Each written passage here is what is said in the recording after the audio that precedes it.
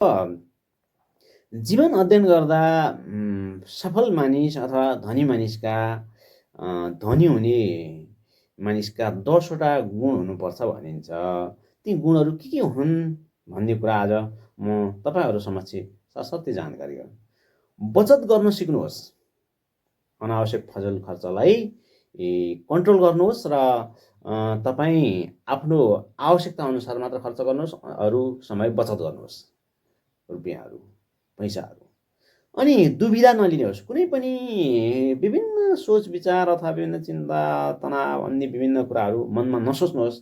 तपाईँ खुसी हुनुहोस्, प्रफुल्ल हुनुहोस्।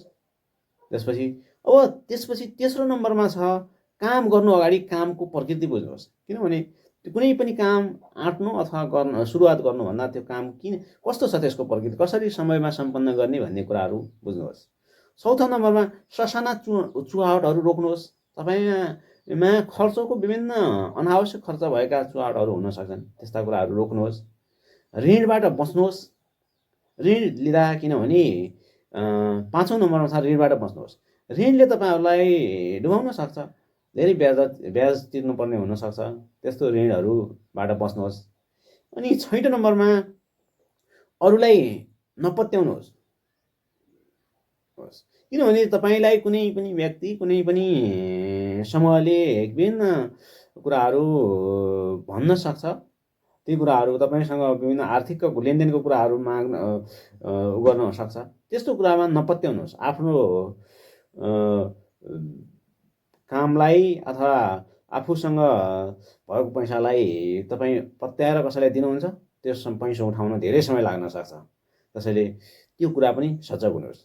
अर्को छ सातौँ नम्बरमा निरन्तरता दिनुहोस्। जुन काम गर्नुहुन्छ, जे काम गर्नुहुन्छ निरन्तर गर्नुहोस्, निरन्तरता दिनुहोस्। त्यसपछि अर्को आठौँ नम्बर छ वर्षक नक्सानीबाट टाढै रहने उपाय गर्नुहोस्। तपाईँ भित्र आउने हानि क्षति अथवा नक्सानी हुनसक्छ, त्यस्ता कुराहरूबाट सजग भएर अगाडि बढ्नुहोस्। अनि 9 नम्बरमा छ जोखिमहरूको आकलन ध्यान दिनुहोस्। तपाईँमा विभिन्न खालका जोखिम आउन सक्छन्। त्यो जोखिमले आर्थिक क्षेत्रमा जोखिम हुन सक्छ। त्यसैले ती कुराहरू ध्यान दिनुहोस्। अब 10औँ नम्बरमा सफलताको वास्तविक अर्थ बुझ्नुहोस्। सफलता के हो, कसरी सफलताका माध्यमहरू अथवा तौर तरिकाहरू अपनाउने भन्ने कुरा बुझेर लाग्नुहोस्। त्यो कुराहरू जान्न आवश्यक छ। जब तपाईँ जीवनमा धनी हुनुहुन्छ, यी कुराहरू अपनाउनुहोस् र जब यी गुणहरू हामीले बोक्यौँ भने अर्थ अवश्य पनि हामी धनीको वेमा अथवा माध्यममा जान सक्छौँ।